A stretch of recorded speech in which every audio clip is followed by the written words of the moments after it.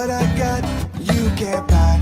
It resides between my eyes. Walked through the fire, came out better on the other side. See, life's like a beach if you find the sand. And right now, I'm feeling like 100 grand. You are listening to Inspired Insider with your host, Dr. Jeremy Wise.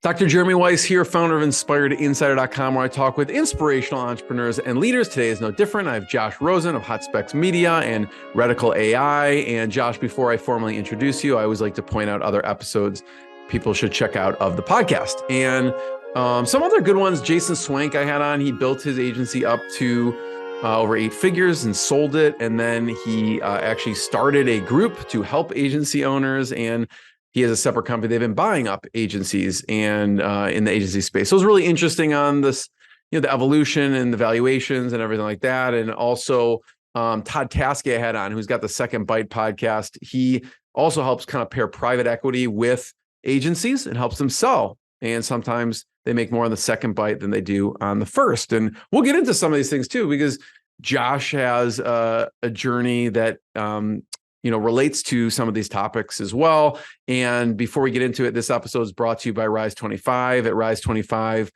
we help businesses give to and connect to their Dream 100 relationships. And how do we do that? We actually help you run your podcast. We're an easy button for a company to launch and run a podcast. We do the accountability, the strategy, the full execution.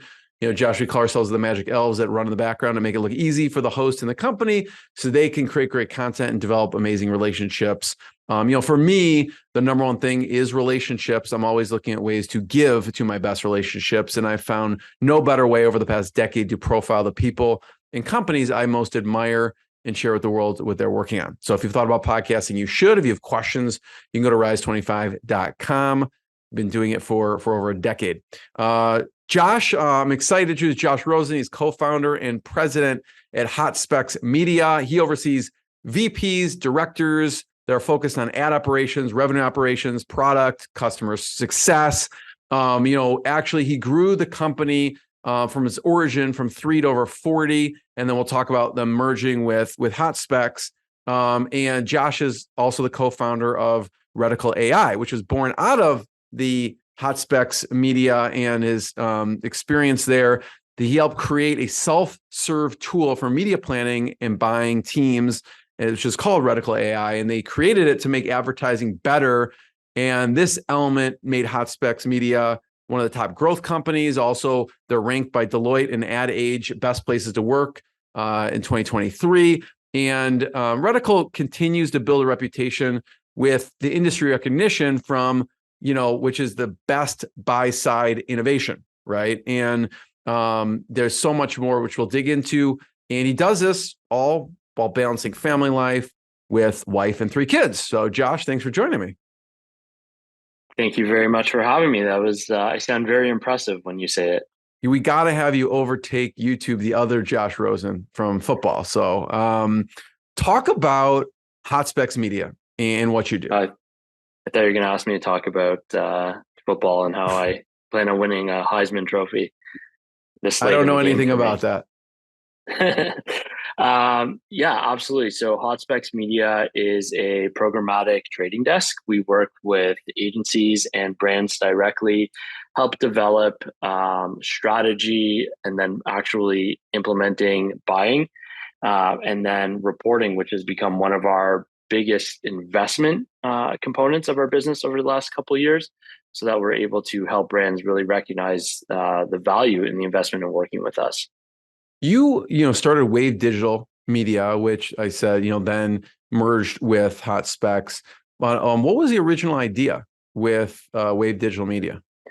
Yeah, great question. So we started Wave Digital Media in 2014. It was actually born out of a dorm room with the idea of being an affiliate marketer through a cousin of mine who was selling diet pills and e-cigarettes online. Sounds like a killer combination. Yeah, it's a killer combination. Not as interesting as like Wozniak and Jobs out of the garage in California, but the idea was, hey, the power of the internet and internet advertising was growing. At the time, it was called real-time bidding. The notion of programmatic was nowhere near what we know it to be today. And we really took this idea with Wave Digital, say, hey, how can we be um, a shepherd to the various industries and brands that were trying or had just started to dip their toe into this thing called digital and experiment with real-time bidding. We didn't think that we could build better technology at the time than what was already out there with the likes of Facebook and Google and Twitter at the time. So I like to talk in analogies a lot.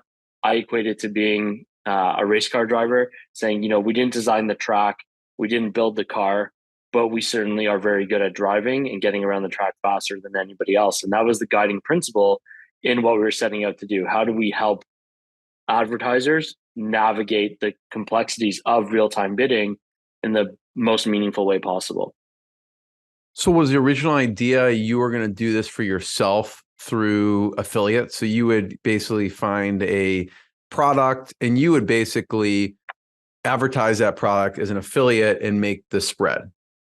That's how it started. And then as the self-serve tools became more available and the idea of a DSP started to emerge, it was like, okay, we can take this and we can become this agency where we are working with more legitimate or top tier brands and agencies directly to help them, like I said, get into this space that there wasn't a lot of knowledge. And it's very interesting because there was no real veterans of it at the time.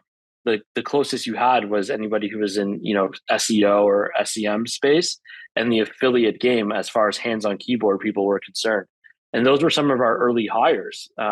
We didn't have time and we didn't even understand ourselves as founders really the nuance around the specific industry. So we really relied on people that had been in it for a few 3-4 years, like you said, on the affiliate side, and then say, okay, how do we apply it to what is now programmatic?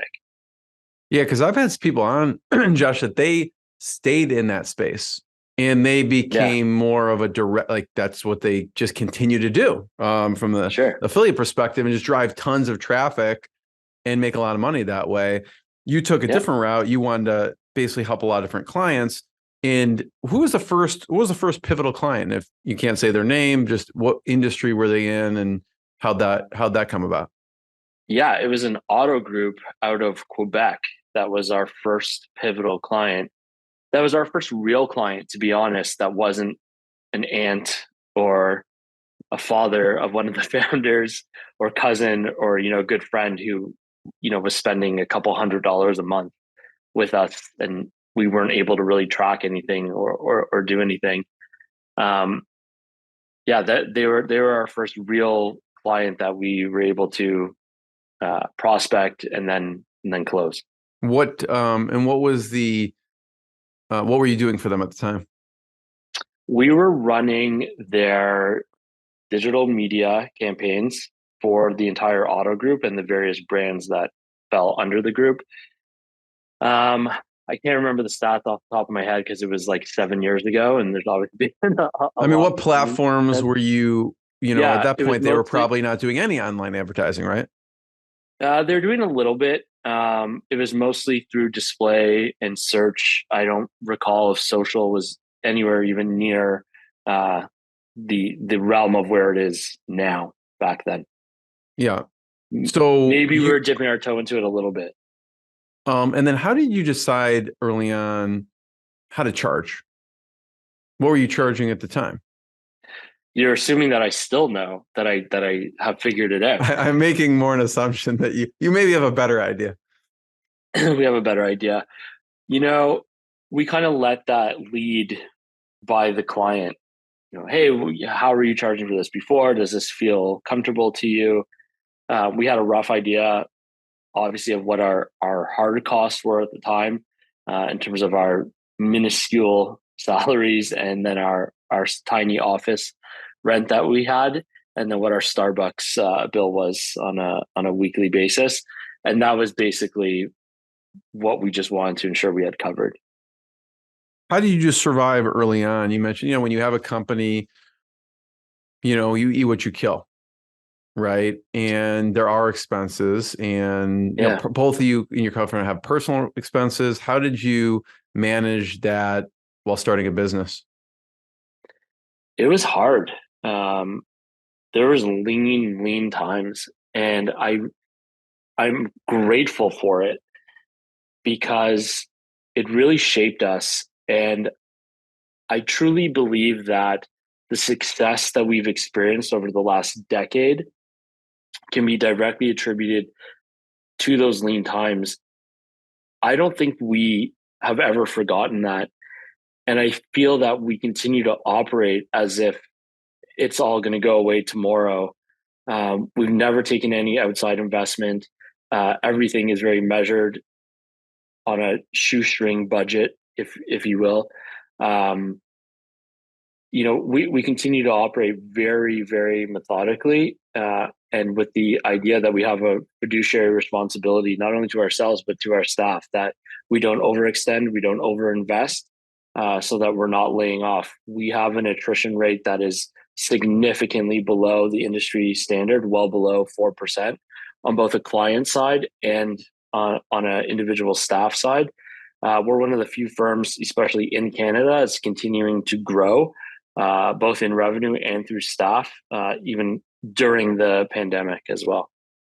We'll get to, Josh, best places to work and some of the things you do as a culture, Yeah. but I wanted to talk about some of the milestones. Like, there's lean years early on. You said you grew from 3 to over 40. What were some of the milestones along the way that allowed for that growth? Revenue. It was really about, from me and my co-founder and employees 1 and 2, understanding our roles and our functions within the company. And there is no ego. There is nowhere to hide when there's 4, 5, 6 of you. So if someone's not pulling their weight and willing to roll up their sleeves, then you are exposed very quickly. We had some good advisors around us that really helped us put in process and rigor, from our financial practices and reporting, to biz dev and relationship building, that made us operate as if we were larger than what we were. So even though the numbers coming in were small in comparison, we had very strong visibility and transparency into what our profit was, what our gross margin was, what revenue we were trailing towards, being able to look back and be like, hey, Q1 is great for us. Q2 starts to taper off. Q3 is dismal. Q4 is great. And once you start to have some of that history, you're able to then plan accordingly and really deploy a strategic vision to be like, hey, we need to put some major effort in Q4 to set us up for success for Q1, which will then carry over into 2 to offset a down in 3, and rinse repeat. And it was kind of at every year that we had and were able to demonstrate more and more success that we looked back at it and said, okay, where's the room for improvement? We never really rested on our laurels in that capacity. We always wanted to do better and believe that we could do better. Who are some of those? You mentioned advisors. Who are some of the key mentors and advisors, and maybe a piece of advice they gave you?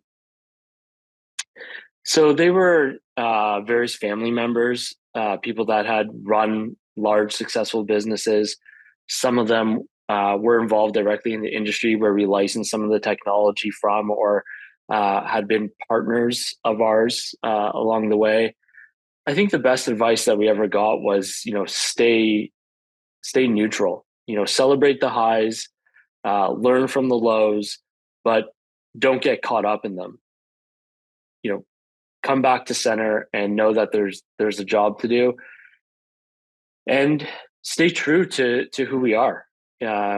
People buy from people, and we knew our place in the ecosystem, as far as we weren't developing anything at the time that was groundbreaking technology. So why us? And we always went to market with the idea that we were like investment bankers, right? That we were taking money and you needed to see a return and you were entrusting us with that.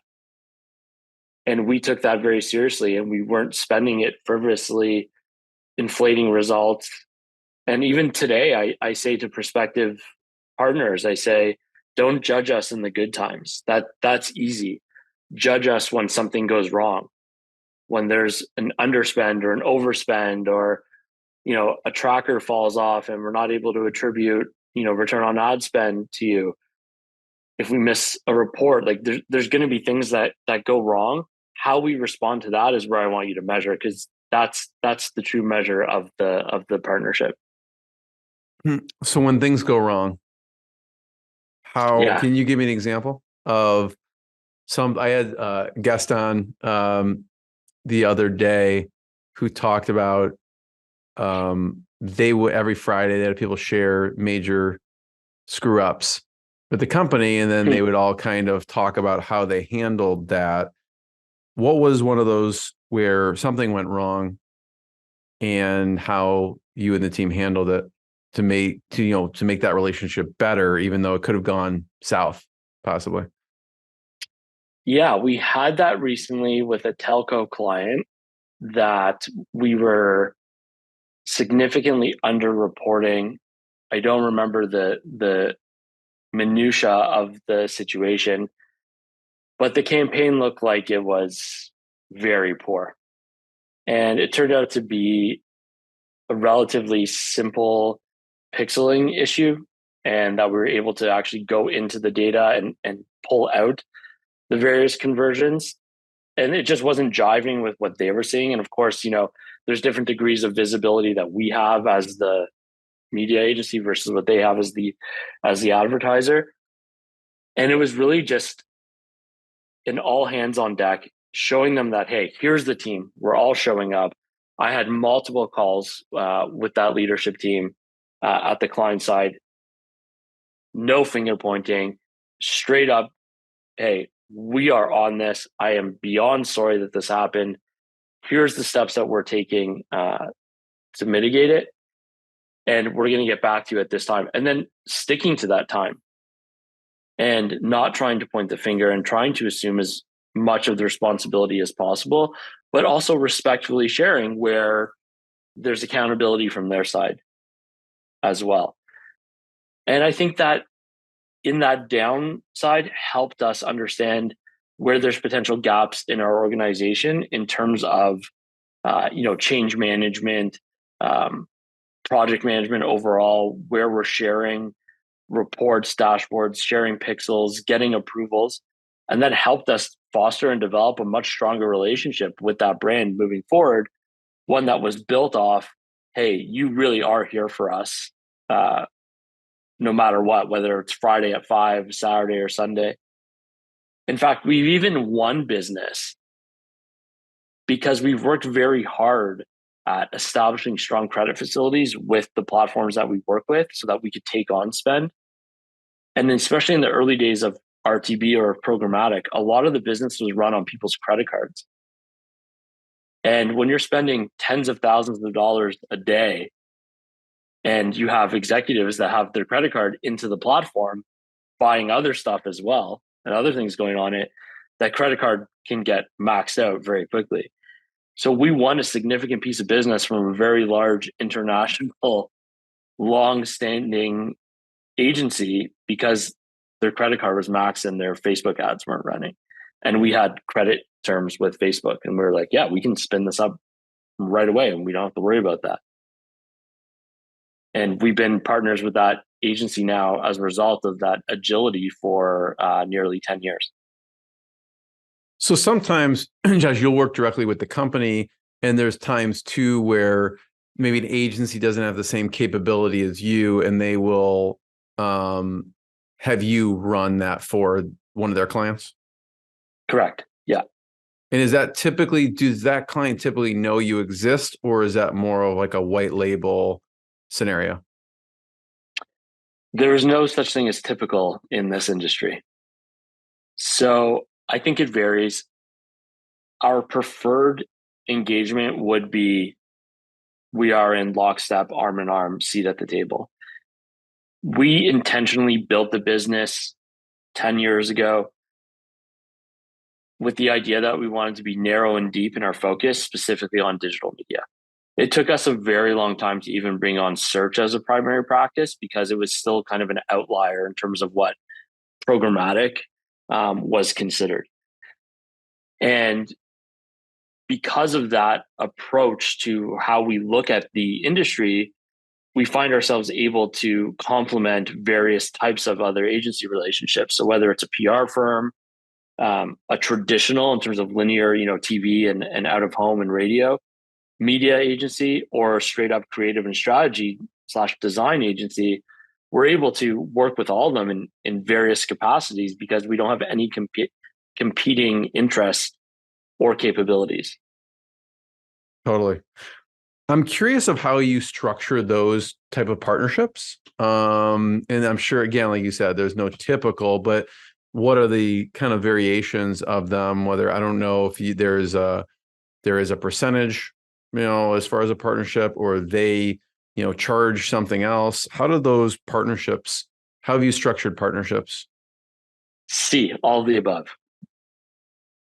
Well, give me, there's a couple, variety of examples. You don't need to go into specific numbers if you don't want, but like, just what in your mind you go through with your partners and some of the options. Yeah.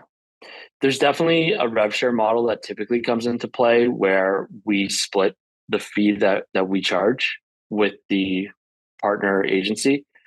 Oftentimes their take on that is smaller because they are heavily involved. They are doing the thing that they're there to do and collecting their own management or project fees, and we're in there doing our portion of it. Those are the best relationships because we're supporting each other and we're actually adding value to that end user client, right? They are now getting a more comprehensive package campaign where we are working closely to deliver and have that reporting cadence and nuance where we can report back on what creative is working, not working, what messaging we're seeing and how that's driving ROAS or whatever the desired KPI is going to be. And we have that shorthand with each other that we're able to spin up new ads very quickly and get them into market based on those insights and that feedback. So that's how we prefer to structure it. Of course, it comes in various different flavors and formats over the years.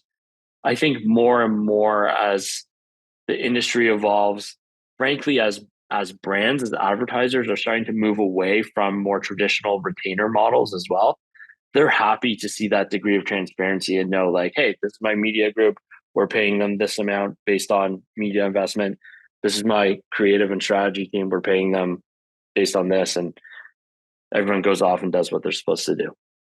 So if that partnership, let's say, whatever, it's a PR company and they want to bring you on. Okay. Yeah. One would be they add it into their proposal or whatever with the client. And then are they usually then taking that money and then paying you? Or yeah, they are. Yeah, it can totally work that way. Again, if we're brought to the table to do something specific, then typically we then own that relationship directly with the client. And it's just better for everybody, right? Then the communication is much easier. The communication is much easier. There's no middle person that has to decipher. And, I'm not on the golf course while they're trying to frantically get a hold of me for something to get back to the client. So there's no disruption in that line of communication. And it's much easier to have our experts and our dedicated team members be right in the mix and be responsive and timely. Have you seen any sweet spots? Like, because then the client may work directly with you. In that case, maybe, that you pay some percentage back to that company for, the whatever the partnership or relationship is. Have you found a sweet spot of what you found is fair for you and the partner, like, or a range of what that looks like? No. Also, yes. I think it depends on what the opportunity looks like, and everything is really on an ad hoc basis. There's no one size fits all. Ideally, what we're looking for, Jeremy, in these partnerships is consistency. No one gets, air quotes here, rich off one campaign. Our goal, everything that we've done, our success, and that attrition rate that I referenced at the beginning has come through organic growth and building that trust.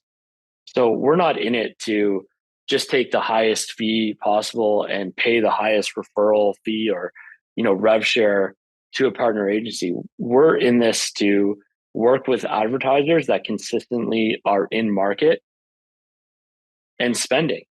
And a lot of our early success came from taking on smaller spending accounts that no one else wanted to touch, that were under some predetermined threshold that I don't know how they came up with it, but it worked to our favor, and then growing them. Talk about, you mentioned telco. So people understand a little bit more about what you do. Talk about what you did with the telco company. Yeah, so we work with various verticals, anything from financial institutions, very nuanced within finance, to like investor relation platforms or analytics platforms for a specific niche of the investment community, right through to internet service providers, appliance manufacturers, auto clients, cryptocurrencies, post-secondary education. We work across a number of verticals.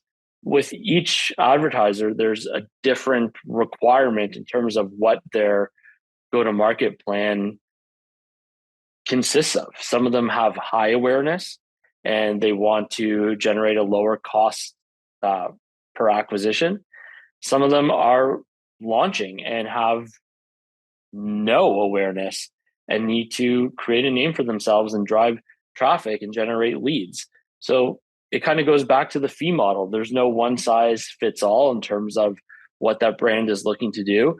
And as the ecosystem even continues to evolve, so must we in becoming experts in that space.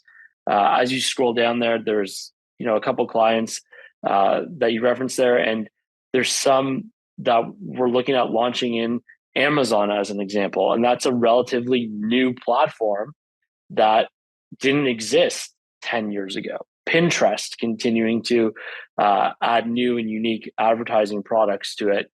Everything that's happening with the rise and fall of Twitter/X, we have to stay on top of this.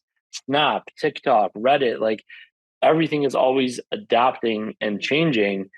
And there's unique opportunities across the board, depending on which vertical we're working in, to drive the desired KPI that brand is looking for. Yeah. What's something that maybe most people don't know, like platforms that you've seen work really well for a certain industry? I remember I had someone on who was talking about Pinterest for their own company products. And I was shocked of how big and how much traffic goes through there. It was actually shocking. What's something that maybe not anymore, but it shocked you when you first looked into how much opportunity there was in one of these platforms that's, people say, oh, Facebook, but like one of these other ones that maybe most people have not even thought of? The craziest thing to me is still Twitch. I don't know, maybe I'm getting too old now, but the idea of logging on and watching someone play video games has zero appeal to me. No judgment. It is what it is. Didn't Amazon, they bought for like $1 billion, Amazon right? owns Amazon Twitch, bought them for Twitch. Yeah. So they must have been doing something right. But so there's opportunity. What kind of brands should be then using Twitch as a channel or companies? Wow. The hard hitting questions. You definitely skew certainly lower age demographics. You're looking at more of your teen, your hardcore gamer. I'd say more of your TikTok and Snap audience are the ones that are on Twitch. I don't have that much in-platform experience. They don't let me play with the cool toys as the like president co-founder. Yeah. Yeah, I'm more involved in the commercial and legal side of the equation these days. So I can't speak to the specific capabilities of the channel, of the platform, but it has a very captive audience, has a loyal audience. There's lots of influencers on there who have an exceptionally loyal following and move a lot of product as a result of it. And I think, as you're going to continue to see these influencers rise and the platforms adapt to creating advertising products that enable you to buy directly within that platform. The race to stay within the platform is here for sure. They don't want anyone kicking out or reducing the amount of a link going to somewhere else as possible. They want people staying, within the ecosystem.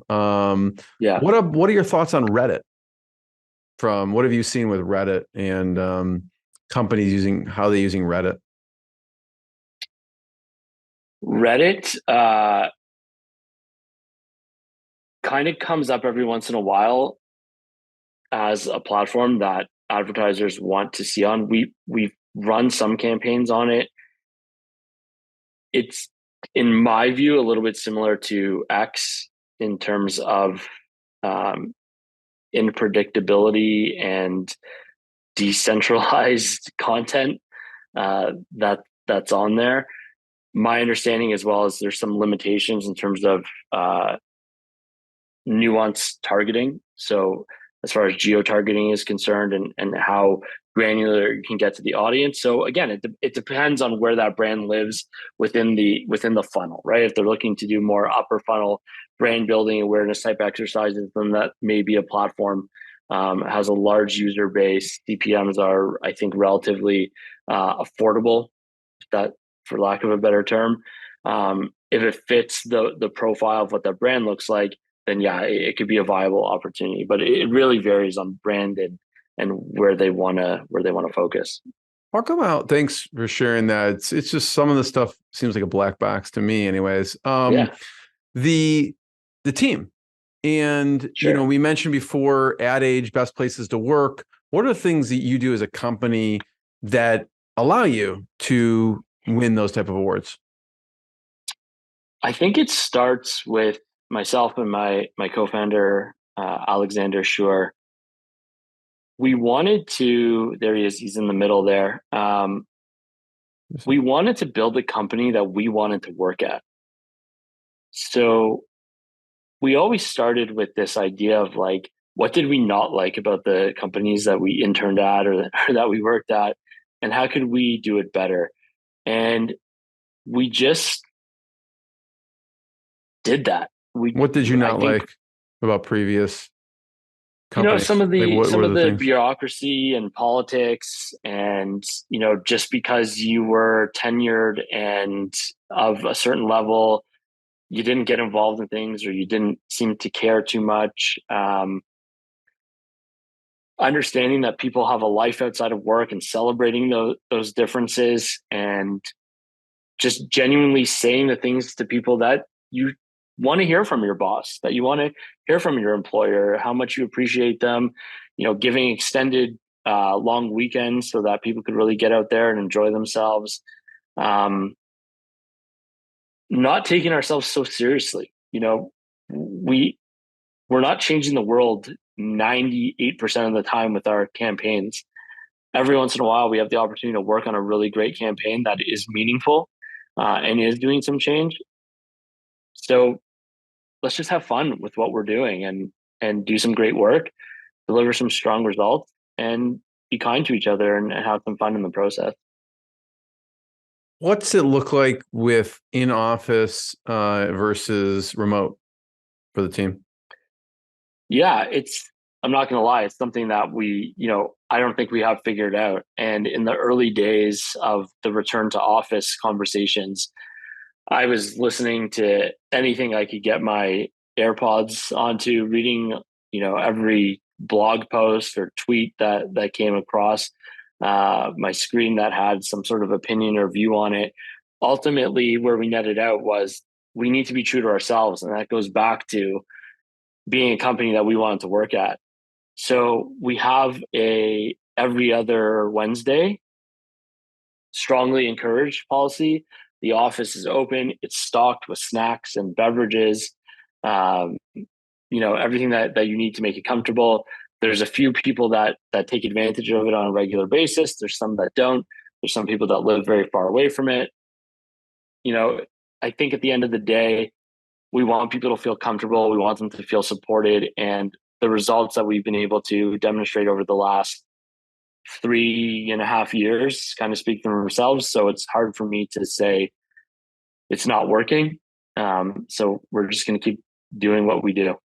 How did that change your hiring practices with more of the remote setting? I think we've always taken a very pragmatic approach to hiring, which is best person for the job, full stop. So if they lived in BC, but they were absolutely the right person for us, then we'll adjust and we'll accommodate. So you would always consider remote staff? Yeah, I don't think we ever, to be fair, it never really came up pre-pandemic. So it was nothing that we had to consider as a management group. But yeah, we're open to it. We just want the best people that, I often come in for the more technical interviews at the end when Ali will message me. He'll be like, hey, I think we're going to hire this person. Everyone else on the team has met them. Can you spend 15 minutes with them? And I really just come in as the vibe check. Be like, yeah, this is somebody that I think we can get along with, and that's going to fit I don't like throwing around the C word. I call it more of a vibe. The C word is culture, but fit the vibe of what we've built and what we've established. The CEO of Hotspex, Shane Skillen, who acquired us, asked Ali and myself this in our interview, which was like, okay, we're stuck on a boat and we're lost at sea. Are we going to try and throw each other off the boat? What are we going to fight about? And I remember hearing that from him for the first time and thinking that's the most ridiculous question anybody's ever asked me. And then reflecting on it, like on the drive home, being like, what a brilliant, insightful question to ask somebody you're about to go into business with. What did you say? And that's kind of I said nothing. Him and I are too we might fight because we're too like-minded and we both want things our way. But at the end of the day, there's not much that he was asking between you and your co-founder, or you and him? Me and him, and then me and then him and a co-founder. Yeah. And then, so he let you get away with nothing as an answer? Let me get away with nothing. I think I said at the time, like, I don't know. I don't know you that well. I don't know what we're gonna fight about. What did you say about your co-founder? You said nothing also, though. Ali and I are a yin and yang. We're the marriage that we didn't know we needed. And I think the best part about us is we came together via my cousin. We had no existing relationship previously. So we always went into this with like, yeah, we had some mutual kind of acquaintances between us, but if it didn't work out and we parted ways, it wasn't like I'd have to show up and see him at a family dinner, a week later or something like that. So we really chose each other at the end of the day and continue to choose each other, as sappy as that might sound, every day. And we both have a balancing characteristics to each other that, fill in the gaps that everyone has, that we both have. What do you, I mean, again, like it's all in any relationship, as like there's healthy, I don't know if fighting is the right word, but yeah. But what do you maybe disagree on? And again, you come to a agreement at some point, but what do you tend to disagree on? Or is there an example of something you disagreed on with your partner that you eventually, and how you resolved it? Yeah. I don't know. There's not anything like really specific. I think it's just an overall way of being where I am very emotional and reactionary. Reed hot-headed and short-tempered. And he's much more calm, rational, can remove himself and feelings from the situation. And I've come to really appreciate that measured approach and try and apply it to myself. But Mm. there's times where I'm like, dude, I need you to have a reaction, right? I need you to Sometimes get that on my could level be, a little yeah, bit. sometimes that could be infuriating, actually. There was a book I was listening to, How to Listen So Kids Will Talk and Talk So Kids Will Listen. And they talk Yeah. about this in the book, which it can be applied to business. If like you don't meet the level of somewhat of the reaction of the person, they feel like not heard, or they feel like you're not listening to them. So I've never been made to feel that way. And I Mm. hope that he would say the same about me, that he's never been made to feel that way. I think at the end of the day, the thing that I admire the most about him, and Shane for that matter, um, is their willingness to have hard conversations. And I appreciate that very much because I don't look for confrontation, but I'm also not afraid of it. I am very opinionated.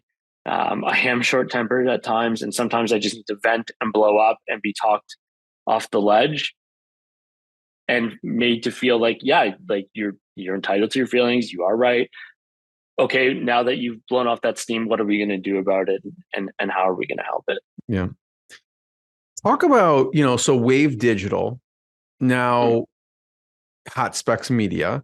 Talk about why Yeah. you decided to, I don't know if you define it, merge, sold to, what was the decision and why did you end up doing that? Because you could have just Yeah. kept going. Yeah. We could have kept going. We kind of hit a crossroads where we were growing, we were hiring. The industry was contracting and expanding at the same time. There was a lot of acquisition happening. So the Loom Escape was looking more manageable, where you could actually identify the logos that were on it without a magnifying glass. And there was a little bit of a fear of being left behind and understanding where we've now lived in this world, in this ecosystem. And with that, I had started a family, and there were some luxuries that I had come to enjoy, like being able to go to my daughter's dance recital on a Wednesday afternoon, um, and not wanting to lose that kind of autonomy to have a life and to be there for my kids, for my family. And we looked at ourselves and we were like, okay, should we build something like a piece of technology? What's it going to be? Should we sell to somebody? Where do we then fit in that wheel as that cog? Or should we acquire somebody? And if we acquire somebody, what does that look like? Because we're going to need to raise some money, which means we're going to need to dilute ourselves, which now we're going to have bosses that we're going to report into that might not take so kindly to me going to my daughter's dance recital on a Wednesday afternoon. And we realized that we had this, what we mapped out in our minds and even, kind of sketched out on some napkins, was this unicorn scenario. And very serendipitously, I get a call from one of our mentors and a beginning partner agency relationship that we had, to come meet with Shane Skillen at the Hotspex offices. And I had actually interviewed to be an intern in the early 2000s with Shane to work at Hotspex, to which he astutely said, market research is not for you. Best of luck. And sent me on my path for, 12 years later, I'm now negotiating with him to buy my company. And that meeting really unlocked something for me, which was there's a unique opportunity to marry the world of insights with the booming world of programmatic media. And if we could unlock that component, then we're really on to something here. And we've achieved what Ali and I had been discussing, which was creating a point of difference, building a unique piece of technology that's adding value to the larger ecosystem and advertising community, while also maintaining our independence, our autonomy, and our ability to really manage the business that we've built. And that's why we chose Hotspex, or why they chose us, because there's that shared values, that shared vision and goal to kind of cross the chasm into industries that had otherwise been at opposite ends, of the river together, right? We built that bridge between insights and media and developed a product in Reticle AI over the last 3 years that is the true intersection of where insights and media lives. Talk about Reticle for a second. I do want to hear too also how it changed your job once you merged. So we'll talk about Reticle first. What is, you said it's kind of like the love child. Yeah. So Hotspex Insights has a human motivations framework, their map, as we call it. They work with global Fortune 500 brands to help them understand their right space, essentially, on this map that uses emotional attributes as the key identifying point. So where does a brand want to live in the consumer's mind? Byron Sharp, who is a little bit of the inspiration behind this, calls it how brands grow, which is mental availability plus physical availability equals brand growth. So this notion of how do you relate a brand to an emotional attribute and create that connectivity is where people are going to purchase your brand and have great thoughts about it. It's why, you could not be a car person, Jeremy, but I could ask you to tell me everything you know about Ferrari, and you're going to name off things that it's luxurious, it's exotic, it's Italian, it's red. These are all, brand attributes that live front and center that you have strong recall for in your brain. And at some level, it's created an emotional response in you as a result of years of decades worth of brand building. So Hotspex has that. Brands are actively doing that in everything that they do from an insights perspective. It's why they go to market with advertising, is to create that emotional connection with the advertiser or with the viewer, sorry. What was missing in programmatic was the ability to truly uncover that. So we built Reticle, which we call brand optimal, is that convergence of mental availability with showing up in optimal placements for that brand by leveraging technology that we built in-house through AI to really go beyond sentiment. So not just a positive, neutral, or negative, but to really go deep into what is this piece of content portraying from an emotional perspective, i.e. is it active, attractive, capable, et cetera, and then aligning the brand to show up in that optimal placement through programmatic buying. Super interesting. And if you're listening to just the audio, there is a video version. I was kind of poking, you'll see it, reticleai.com. You can take a look and check that out on their website as well. I guess, Josh, we only have a few more minutes, but my last question is just any resources. You said, when you are learning and growing as a leader, as a company, you're probably listening to different things, or any particular books and resources that you've listened to that you could share with people. Yeah, I listened a lot to How I Built This.